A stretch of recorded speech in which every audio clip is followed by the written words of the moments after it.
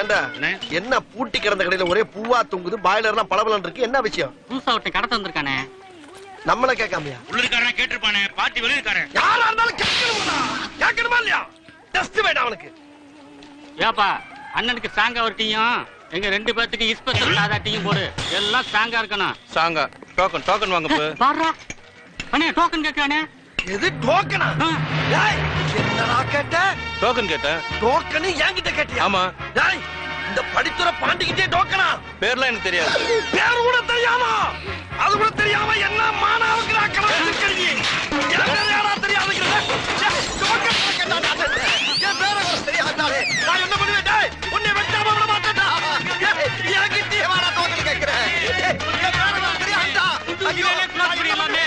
டோக்கனை கேட்டு டோட்டலா மாட்டிக்கிட்டே பாவி பையன். அம்மா சபா